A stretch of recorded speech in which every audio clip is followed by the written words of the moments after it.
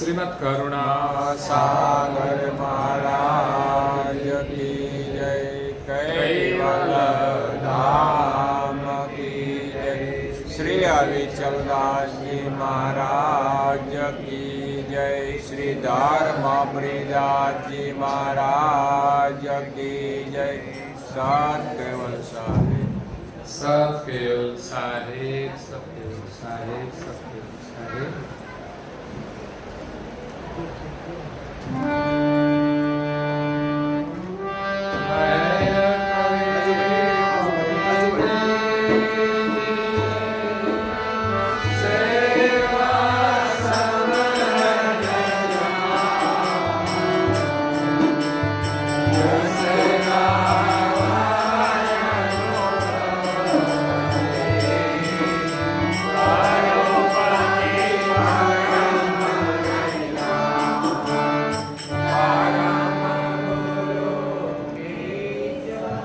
બહુ આનંદ થયો બધા ક્રમશઃ બોલે એટલે, અને એવું વાતાવરણ આપણે બનાવવાનું છે કે પરમ ગુરુના પ્રત્યેક અનુયાયીને ઉપાસના આવડતી હોય કે ઉપાસના કરતા હોય, ઉપાસનાની ખબર હોય, અને ઘરમાં બધા જ સભ્યો ઉપાસના કરતા હોય, અનુકૂળતા હોય તો સાથે રહીને ઉપાસના કરવી જોઈએ. એ જ આજે નૂતન વર્ષના તમને બધાને શુભાશીષ છે કે જે ન કરતા હોય ઉપાસના એમને પરમ ગુરુ પ્રેરણા કરે, થોડું કરતા હોય તે વધારે કરે. આજે વિક્રમ સંવત 2077 કારતક સુદ પ્રતિપદાથી નૂતન વર્ષનો પ્રારંભ થાય છે. આ વર્ષે આજે પણ નૂતન વર્ષ છે અને આવતીકાલે પણ છે. અન્નકૂટ માટે પંચાંગમાં આજે હતું એટલે આજે આપણે દિવ્ય પરમ ગુરુજીને વિધિવત અન્નકૂટ પ્રસાદ ધરાયો છે. આમ તો આપણે ગઈ સાલ ઉનાળામાં અન્નકૂટ પ્રસાદ કર્યો હતો, ત્યાર પછી એમ હતું કે દર વર્ષે ઉનાળામાં કરીશું એટલે દિવાળીએ નહોતો કર્યો, પરંતુ ઉનાળામાં કોરોનાએ કરવા ના દીધો એટલે આપણે પછી આ અત્યારે પણ આયોજન નહોતું, છતાં પણ મંદિરમાં આપણે થોડો પ્રસાદ બનાવી અને ધરાવીશું તો ખરા જ. એવી ગણતરીએ દાળ ભાત શાક પૂરીને થોડું ઘણું જે હશે તે આપણે ધરાવીશું થોડું બનાવીને. પણ લગભગ પરમ ગુરુની કૃપાથી ઘણું બધું અમે બનાવી જ નાખ્યું છે, એટલે લગભગ ઘણું બધું આવી ગયું છે. દર વર્ષે તો આનાથી ડબલ હોય છે, પણ અડધામાં આપણે શક્ય હોય તેટલું બનાવવા પ્રયાસ કર્યો છે. જેમ નારાયણદાસજી મહારાજ શ્રી કહે છે કે મહેર કરી મોઈ દીજીએ સેવા સ્મરણ ધ્યાન. તો નવા વર્ષની અંદર આપણે બધાએ પરમ ગુરુ પાસે માંગવાનું છે, આપણો અધિકાર છે. પરંતુ શું માંગવું એ તો પૂજ્ય શ્રી નારાયણદાસજી મહારાજ શ્રી આપણને શીખવે છે કે સેવા માંગો, સ્મરણ માંગો અને ધ્યાન માંગો એટલે બધું જ મળી જશે. સીધા સીધા આશીર્વાદ આવતા નથી. તમે સેવા કરો અને આશીર્વાદ પ્રાપ્ત કરો. આમ તો એમ કોઈએ કહ્યું છે કે ગુરુ એવા હોવા જોઈએ કે શિષ્ય પાસેથી કઈ પણ આશા ન રાખે, કોઈ લાલચ ન રાખે, અને શિષ્યો એવા હોવા જોઈએ કે પોતાનું સર્વસ્વ ગુરુને અર્પણ કરી દે, એટલે પછી માગવાની જરૂર રહે નહીં.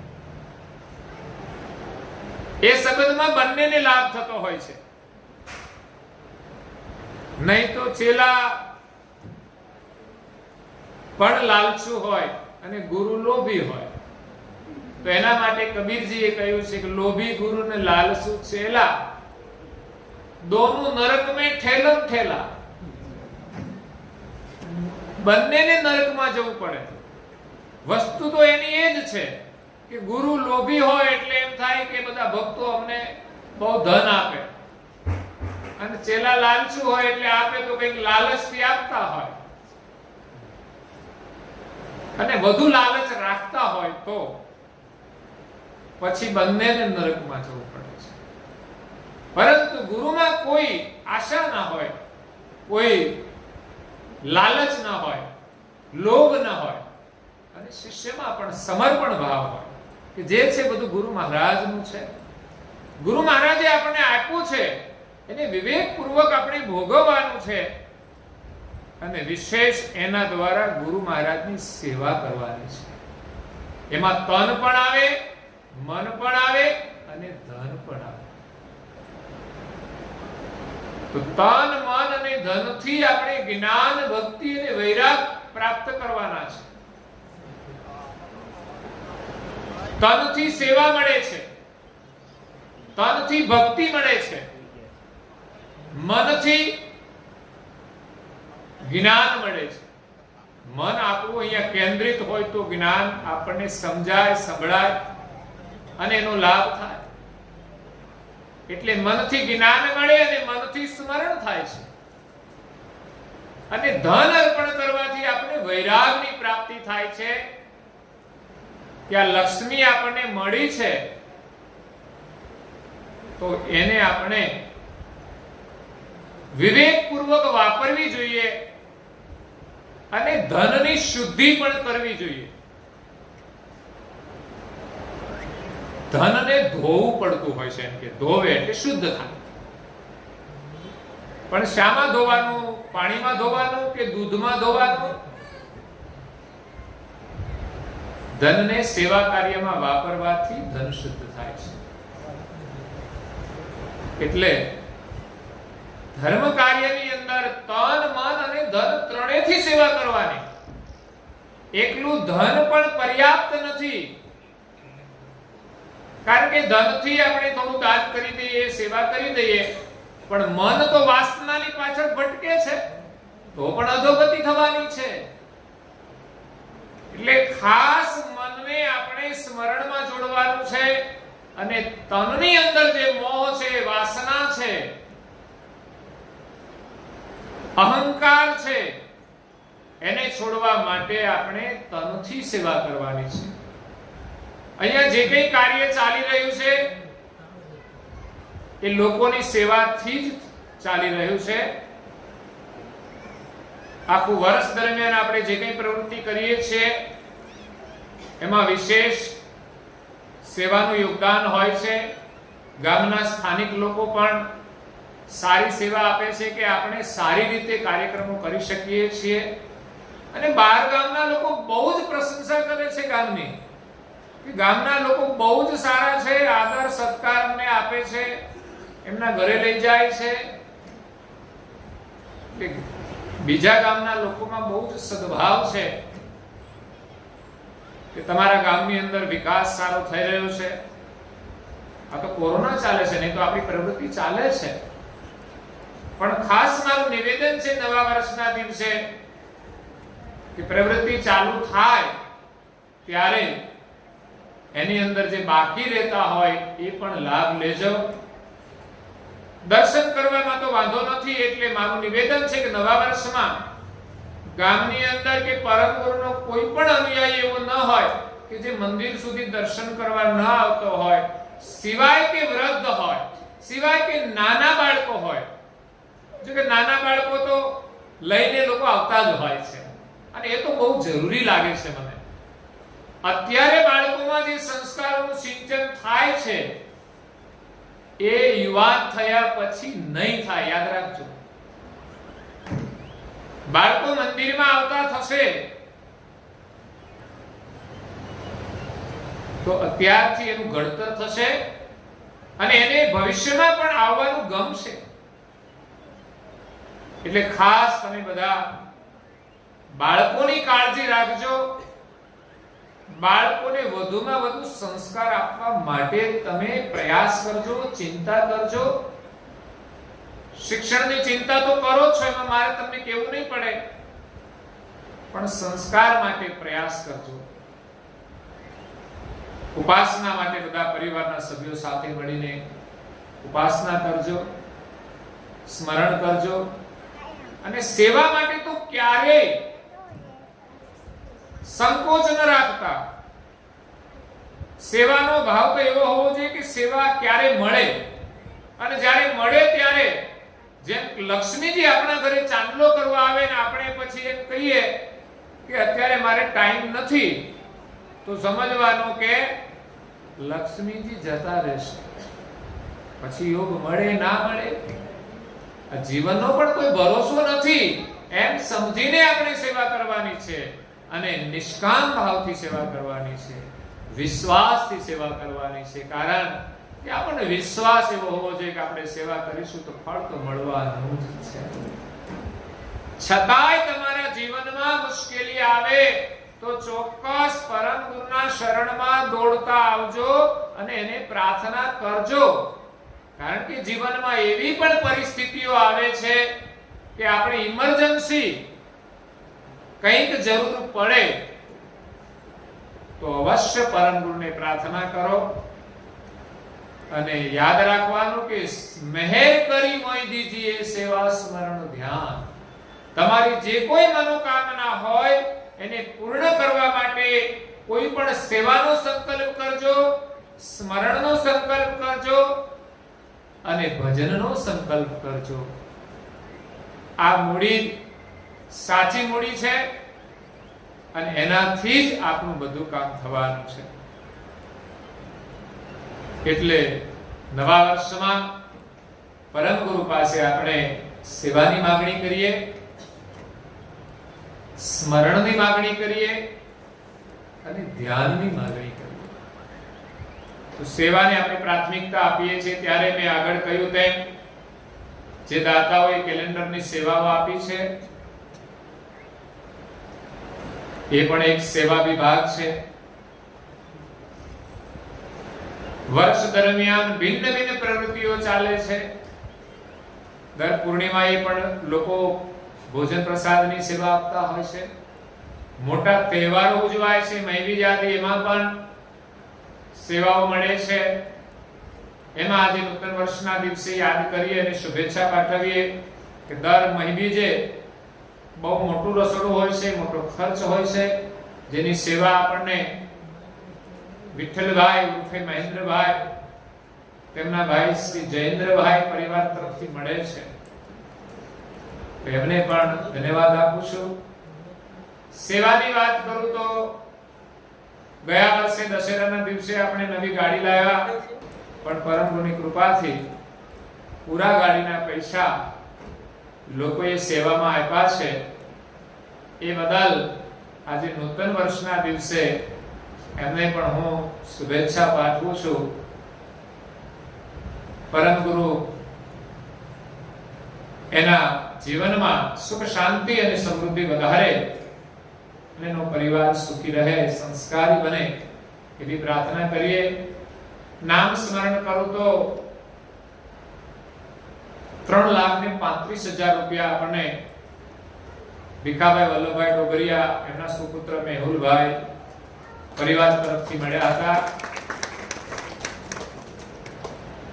2 લાખ રૂપિયા આપણને આપણા જ ગામના ડાયાભાઈ બાબરભાઈ પટેલ યુએસએ પરિવાર તરફથી પ્રાપ્ત થયા હતા.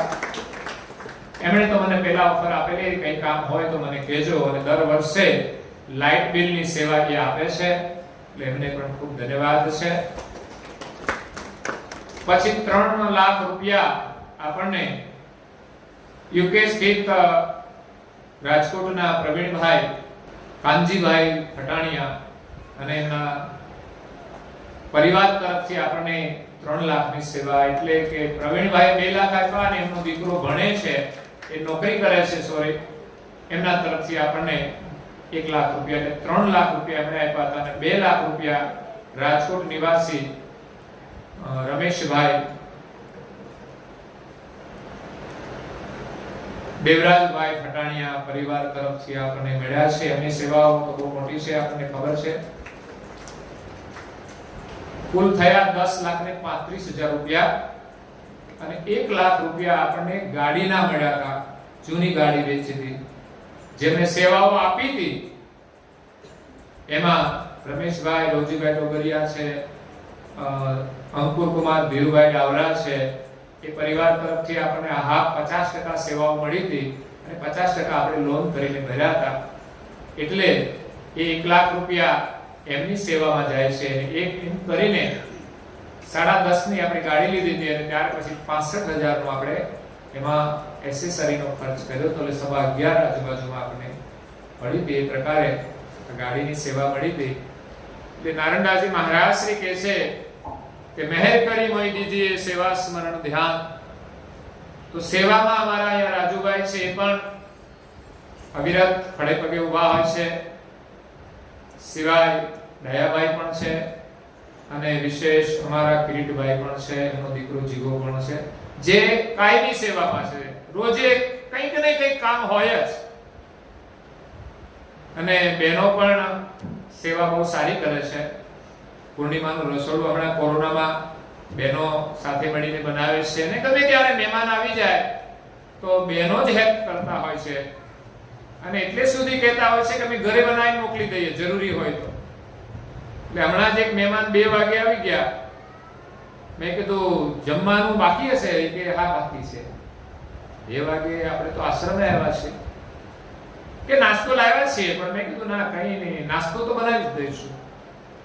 મેં ફોન કર્યો એટલે એમનાથી બનાવ્યું નહોતું બહેનોને, એટલે મેં ઉમેશભાઈના ઘરે ફોન કર્યો. કિંજલભાઈને 20 જ મિનિટમાં બટાકા પૌવા બનાવીને પહોંચાડી દીધા. બેને 20 મિનિટે. મેં કીધું ભાઈ અડધો કલાક લાગશે. બેન 20 મિનિટે પ્રસાદ તૈયાર થઈને આવી ગયો. એટલે બહુ ગૌરવની વાત છે કે આટલો બધો સપોર્ટ મળે તો અમને બહુ હિંમત આવે અને તમને સેવાનો અમૂલ્ય લાભ મળે. એટલે નાના મોટા બધાની જે સેવાઓ છે, વ્યક્તિગત ગણો તો લગભગ બધા જ પરિવારની સેવાઓ છે. કોઈ પરિવારના સભ્ય બાકી નથી. જેને ફોન કરું એ બધા સેવામાં હાજર થઈ જાય છે. એટલે સેવા એ જ આશીર્વાદ છે નવા વર્ષના. અને પરમ ગુરુને હું પ્રાર્થના કરું છું કે તમને બધાને સેવા કરવાની ખૂબ શક્તિ પ્રદાન કરે. તમારા પરિવારના જે સભ્યો છે, બાળકો છે, એ પણ સેવાભાવી બને, સંસ્કારશીલ બને. અમારા નજીક આવશે તો ચોક્કસ એને પરમ ગુરુના આશીર્વાદ મળશે. અને આજે અન્નકૂટની અંદર જે સેવાઓ આવી છે એમાં હરમાનભાઈ આણંદથી જે રિટાયર્ડ શિક્ષક છે, દર વર્ષે આવે છે. અત્યારે એની તબિયત સારી નથી, ડાયાલિસિસ પર છે, ડાયાબિટીસ છે અને હમણાં એ પાછા પડી ગયા. એમાં કમરમાં થાપાનું ઓપરેશન આવ્યું છે. એટલે હું ખબર લેવા ગયો તો મને કે કદાચ હું રહું કે ના રહું, તમે આવો. એમને ત્યાં પ્રસાદી લીધી અને એમણે મારું દેવું હતું એ ચૂકતે કરી દીધું. કદાચ કે હું ના રહું તો મેં તમને વિદેશ જવા માટે 11,000 કહ્યા હતા, એ હું તમને આપી દઉં. અને ચોપડા લઈ ગયા, એમને આપી દીધા.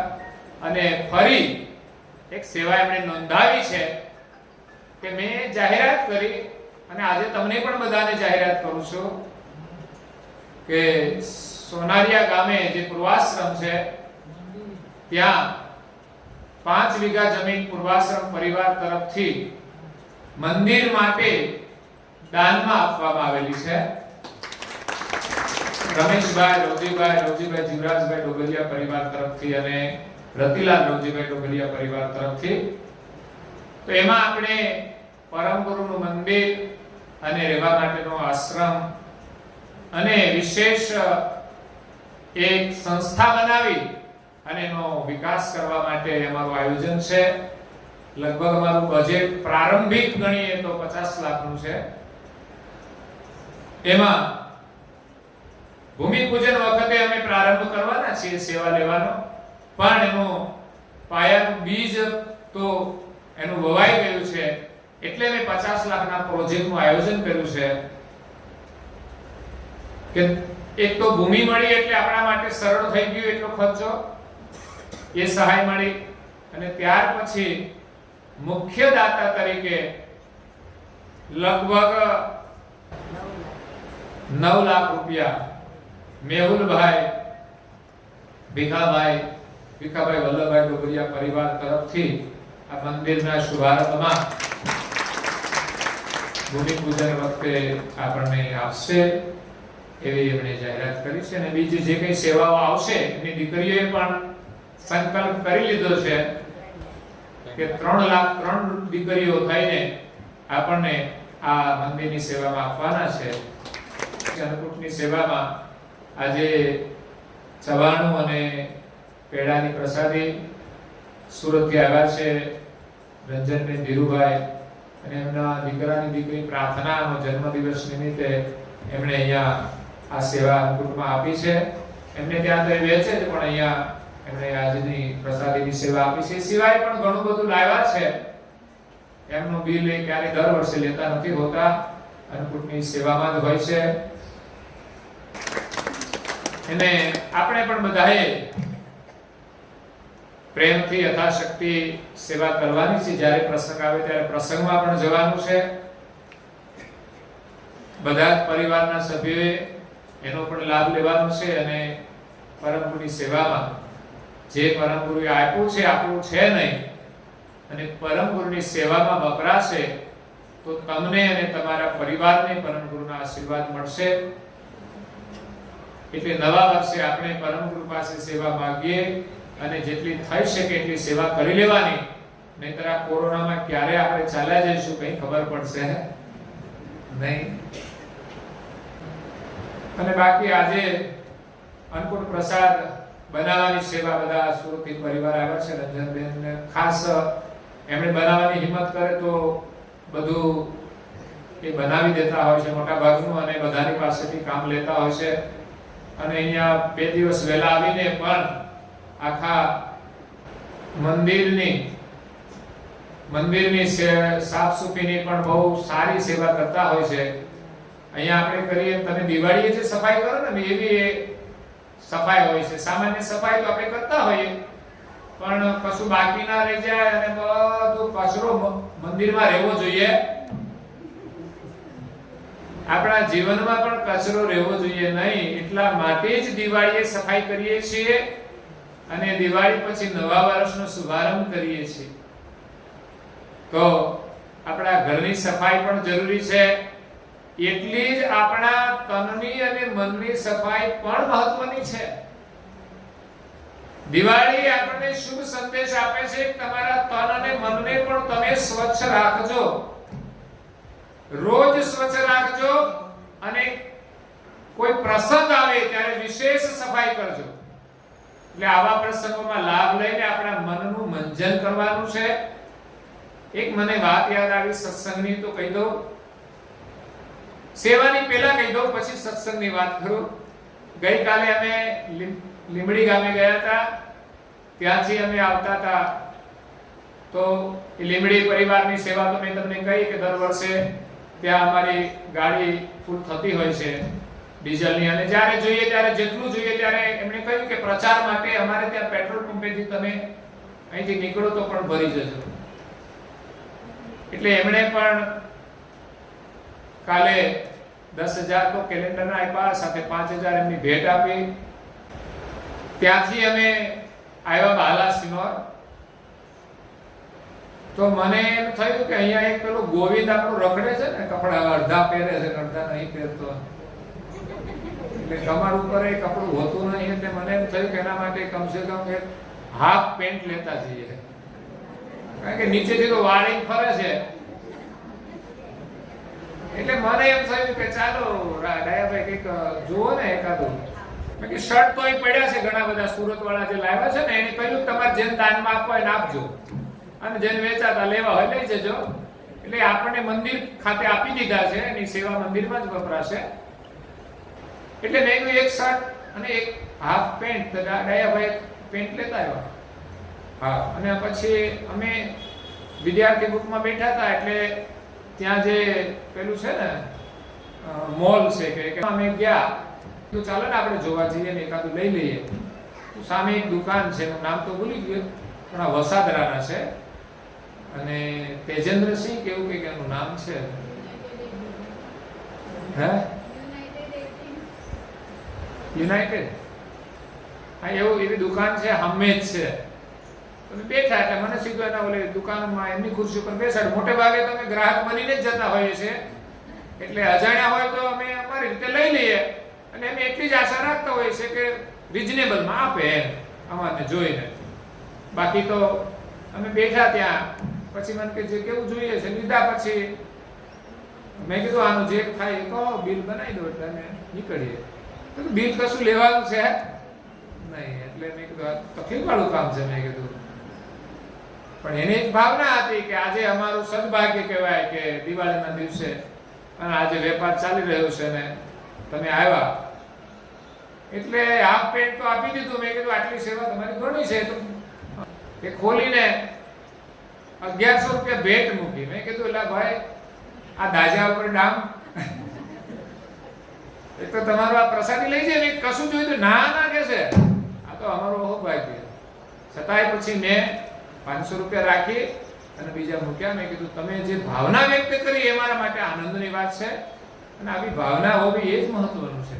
અમે કોઈ આશા નથી રાખતા, અમારે જોઈએ એટલું મળી જાય છે, પણ તમારામાં સેવાની ભાવના જાગે એ મહત્વનું છે. ઉદારતા એ તો મારે કોઈ પરિચય નથી. પરિચય હોય એમને ત્યાં જઈએ તો ચોક્કસ આપણને ભેટ દક્ષિણા આપે, પણ આ તો અમે ગ્રાહક બનીને ગયા હતા. આ તો બધું જ એમણે સેવામાં અર્પણ કર્યું. એટલે આજે નવા વર્ષે જો કુમાર મળે તો ભોજન પણ કરાવીશું. આમ તો આવે જ છે રખડતો હોય તો મારે તો હું બે બનાવું થોડું વધારે એટલે આપું. અને કઈ ના હોય તો ગાંઠિયા તો પડ્યા જ હોય. કાગડાની ગાંઠિયા આપણે નાખીએ છીએ. હવે એની વાત કરું તો દર વર્ષે આ વર્ષે 20,000 રૂપિયા ગાંઠિયાના આપણને ધીરુભાઈ અને રંજનબેન પરિવાર તરફથી મળેલા છે. એમની સેવા છે. અમે રોજે 1 કિલો 2 કિલો ગાંઠિયા નાખીએ, જેટલો ખાય એટલા પ્રમાણમાં. અત્યારે બધું ખાય શિયાળામાં, ઉનાળામાં ઓછા. એટલે સેવા છે બહુ મહત્વની છે અને તમારી રીતે પણ સેવા કરો અને અહીંયા પણ સેવા કાર્ય ચાલતો એમાં પણ લાભ લેજો. અને અંતમાં કહી દઉં, જે ચોપડા છપાયા છે એની અંદર પાછળના પાને યાદી કરી છે. આખી હું યાદી નહીં બોલું, પણ એ બધાએ જે સેવાઓ આપી છે એને પણ હું નૂતન વર્ષની શુભકામના પાઠવું છું. અને વિશેષ સત્સંગની હું વાત કરતો હતો તમને કે આજે નૂતન વર્ષનો દિવસ, શુભકામના છે. આ તમે બધાની સેવાની વાત એટલી કરી કે સેવાનું મહત્વ છે. અને આજે વિશેષ તો સત્સંગનો સમય ઓછો હોય છે, આશીર્વચન જ હોય છે. બાકી આપણે સત્સંગ કરીએ તો સત્સંગ જ કરીએ અને એમાં અંતમાં જ આપણે સેવાનો ઉલ્લેખ કરતા હોઈએ છીએ. આજે તો આખા વર્ષની જે સેવાઓ હોય એમને આપણે શુભેચ્છા પાઠવીએ છીએ.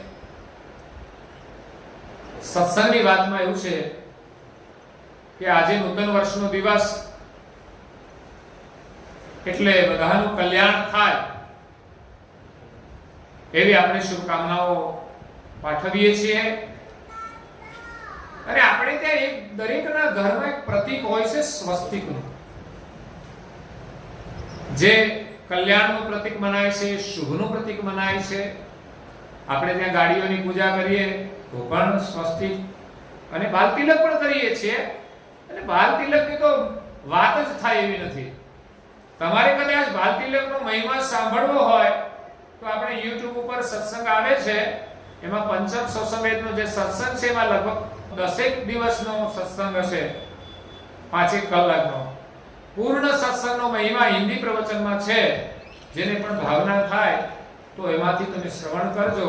પરમ ગુરુએ જે મહિમા પંચમ સત્સંગમાં વર્ણવ્યો છે એની ચોપાઈના અક્ષરશ ભાવાર્થ સાથે એ મહિમાનું વર્ણન એ હિન્દી પ્રવચનમાં છે. ને આજે હું તમને એ પણ વાત કરું કે હિન્દીમાં પ્રવચન આમ તો આપણે એક અભ્યાસ માટે એ કરતા હતા લગભગ છેલ્લા 5 વર્ષથી કે એમાં જ અભ્યાસ થાય. કોઈ વખતે કોઈ પ્રસંગે આપણે આઉટ સ્ટેટમાં જઈએ અને બોલવાનું થાય તો થોડું ઘણું બોલી શકીએ. એવા આશયથી આપણે હિન્દીમાં પ્રવચન અડધો કલાક કરીએ છીએ. 15-20 મિનિટ વાંચન જ કરતા હતા, પછી એને પ્રવચનનું રૂપ આપી દીધું.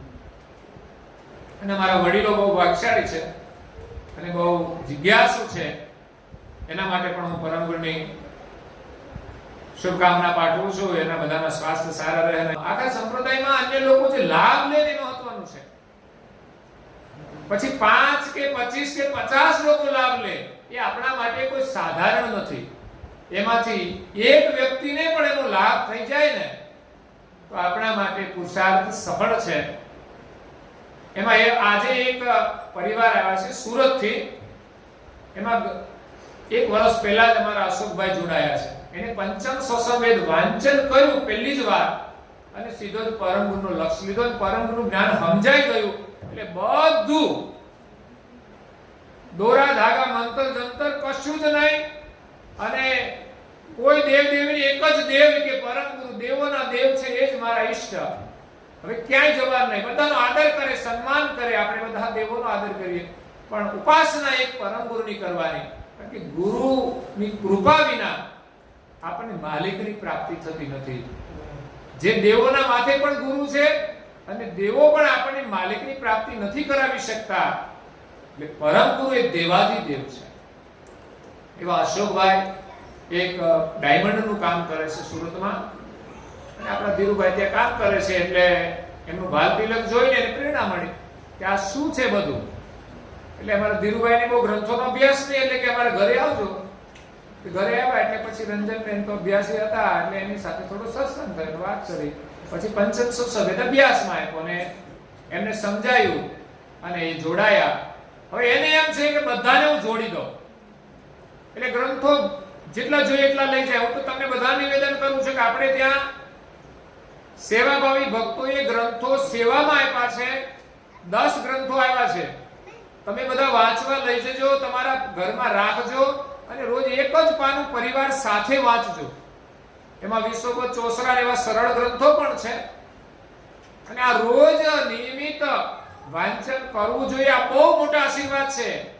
પરમ ગુરુને સમજવા હોય, પરમ ગુરુને ઓળખવા હોય અને એને પામવા હોય અને આપણે કલ્યાણ કરવું હોય તો ચોક્કસ એવો એક નાનકડો નિયમ બધા નવા વર્ષમાં અપનાવજો કે તમે બધા ગ્રંથોનો અભ્યાસ કરો.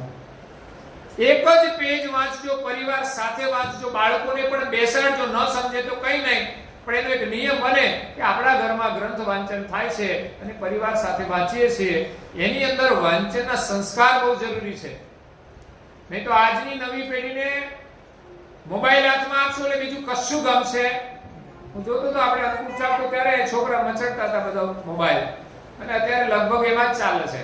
નાના છોકરા તો મોટા પણ એમાંથી બહાર નીકળતા. મનોરંજનમાં સમય ચાલ્યો જશે, મને વાંધો નહીં.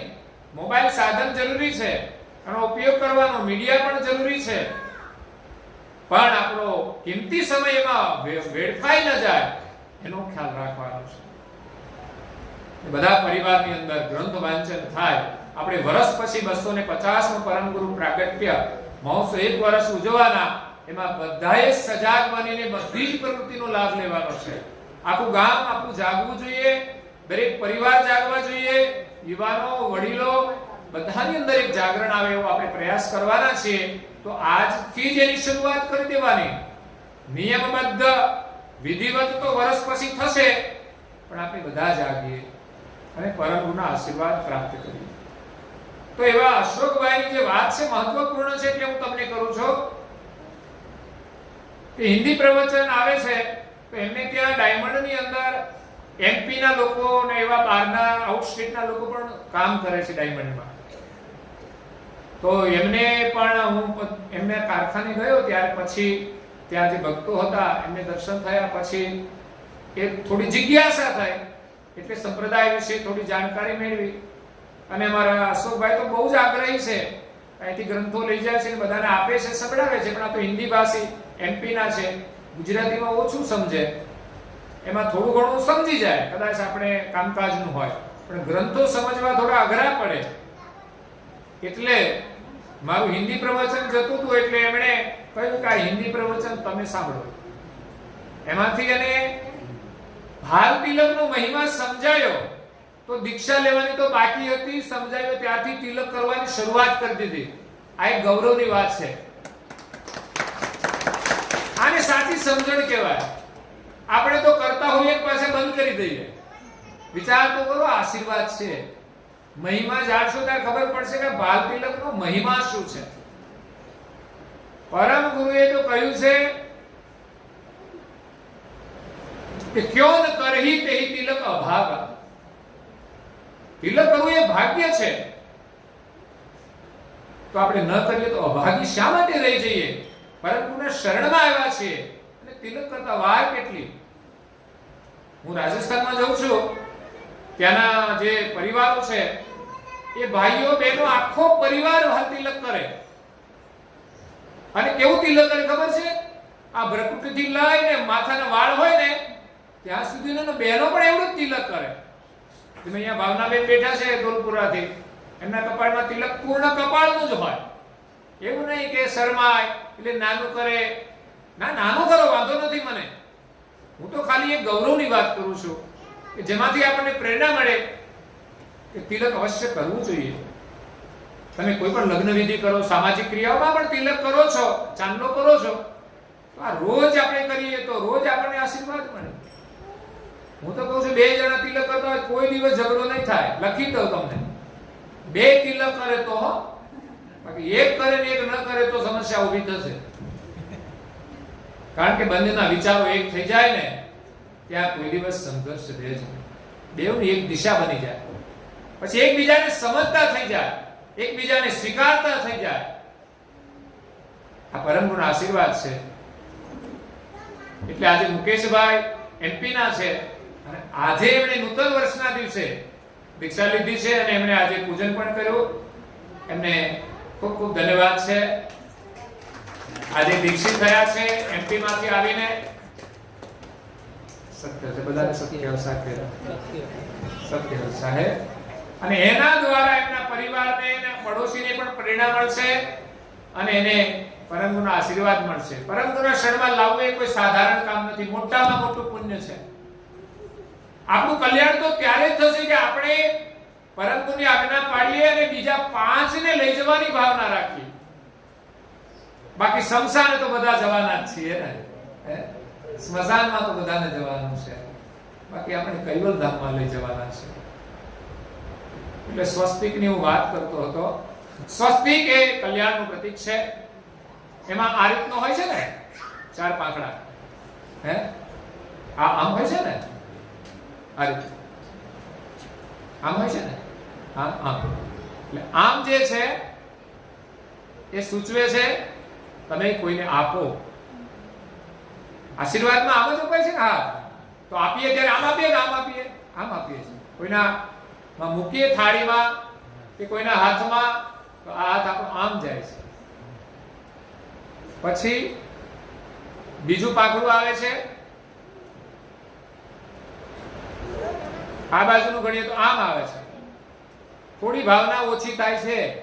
પેલું આમ થાય ને સતયુગમાં આપવાની ભાવના છે, બીજો ત્રેતા યુગમાં થોડી ભાવના ઓછી થઈ જાય, એટલે થોડું નીચો ભાવ થઈ જાય. પછી આવે આમ આવે છે લેવાની ભાવના. દ્વાપર યુગમાં લાવો લાવો લાવો, વૃત્તિ બદલાઈ ગઈ.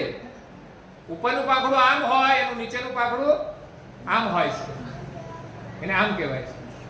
આ બાજુથી જોઈએ તો મૂળમાંથી. અને ચોથું પાંખડું છે આમ, મારો ધમાધમ, મારા મારી વાળું. આ ચોથું પાંખડું કળિયુગ એટલે મારા મારી. આપણે આ કરવાનું. આપણે કળિયુગમાં પણ સતયુગમાં જીવવાનું છે. એટલે આજે તમને બધાને નવા વર્ષના આશીર્વાદ છે, તમારા નવા જીવનના આશીર્વાદ છે અને આપણા જીવનમાં નવા યુગના આશીર્વાદ છે કે તમે બધા સતયુગની અંદર જીવો. પરમ ગુરુની સેવા, પૂજા, પ્રાર્થના, ઉપાસના, સેવા, સ્મરણ, ધ્યાન કરી તમારા જીવનને સફળ કરો એ જ શુભકામના સાથે કંઈ રહી ગયું હોય મારાથી કંઈ કહેવાનું તો સમય હશે તો કહીશ, નહીં તો પુનઃ કહીશ. અને ક્ષમા યાચના પણ કરું છું. અંતરમાં વર્ષ દરમિયાન ક્ષમા માંગવા જેવી હોય તો એક માત્ર જીભની છે કે કદાચ કોઈને મારાથી કશું કહેવાયું હોય તો હું આપ સૌની પાસે ક્ષમા યાચના કરું છું. અને આવતા વર્ષમાં પણ કંઈ કહેવાય જાય, આ તો ચામડાની જીભ છે, નિયમ લીધા પછી પણ અત્યારે તો સંકલ્પ કરીએ કે નવા વર્ષમાં તો કોઈને કશું અણગમતું કેવું, લાભકારી તો અમે કહીશું જ, પણ એમાંય અણગમતું હોય કહેવામાં સંકોચ હોય છે, છતાંય પ્રયાસ કરીશું કે કોઈ એવું ન કહેવાય કે એને ખોટું લાગે.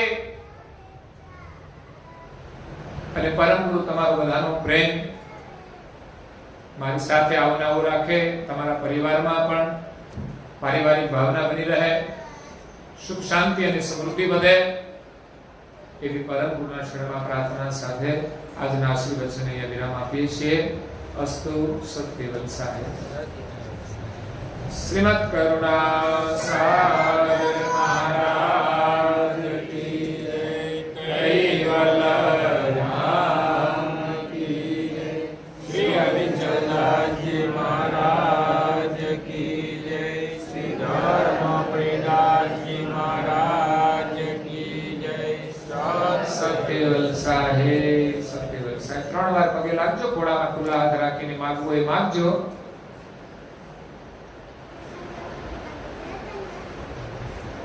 કૈવલ હંસો સત્યવત્સાય. બાજુ બાજુમાં બેઠા હોય એમને પણ હાથ જોડીને સત્યવત્સાય.